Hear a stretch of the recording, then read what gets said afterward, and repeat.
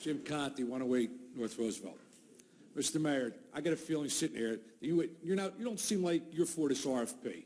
You get that sense? Yeah. So now what I want to ask you personally, yes, and I think every councilman's up there has an obligation to the taxpayers of Brigantine.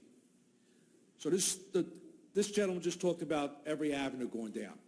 Well, if you're against the RFP, I have not heard from you as Mayor Gunther. This is the avenue that I think personally, in my opinion, that we should go down.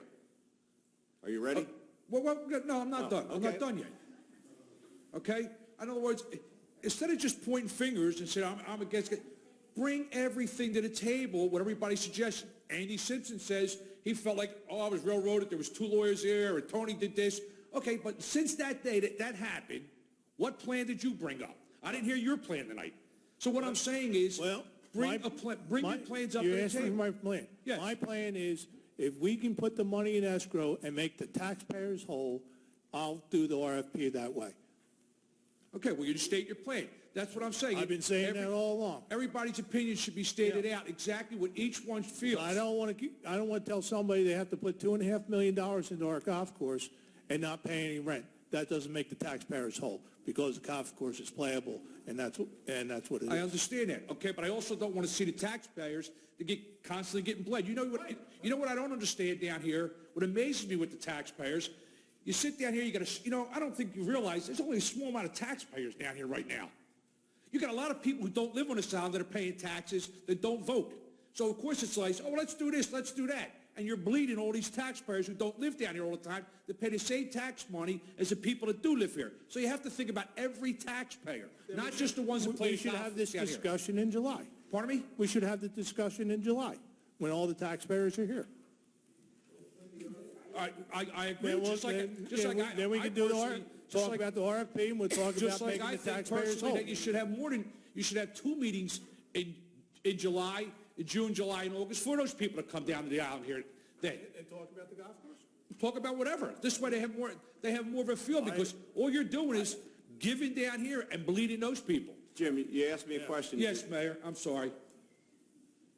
I'm not in favor of just putting out an RFP. Okay? And I've said that from the beginning. Anybody who conducts a study has to look at all options, and you would need to be able to define, first of all, what are the benefits and what are the costs of each of those options. That hasn't been done. If we look at the fact that we're going to own the golf course in 4 years, and we know that debt service is fixed for 4 years, we know what our costs are. We also know that this year is not indicative of every year. Okay? There is something different about this year. Superstorm Sandy impacted the golf course as it has every homeowner who's dealing with it as well. So we need to look at a lot of options. The RFP may be one of them. But did we look at other things like management company that we have, putting an RFP out for another management company? Did we look at forming a nonprofit organization, having that nonprofit organization run the golf course as they do in Egg Harbor Township? Have we looked at privatizing the food service? Have we looked at a financial plan? If we do nothing, if we just hold the line. I mean, we've all done that in our own lives. We can't spend the money right now. We're going to have to defer that. We looked at that and what that would mean. No, we haven't. Why? We haven't done any of those things. Why, may I ask? Because I got an RFP that's come to me. I had a golf course architect show up. I've had an RFP show up. And now we're moving in that direction. So what I'm saying, and I think I'm hearing from a lot of people here, is let's look at all the options before we go down that route. Why are we looking at 24 years? Has anybody told us that? I don't know. And what is the overall impact? What does it mean when you have an RFP and the person who's operating the golf course doesn't perform? And I know there are a lot of things that we can talk about, but what's it mean to the individual homeowner during the interim when things are being fought out in court? All those things need to be talked about. But there are a lot of other options that have not been explored. Okay, well, that's my point. I don't understand why nothing's been explored. Just, in other words, it seems like just that one option's been explored. My point exactly. Well, I'm asking, I don't know who to go to. I'm asking you as the mayor, why hasn't he? Have you asked anybody?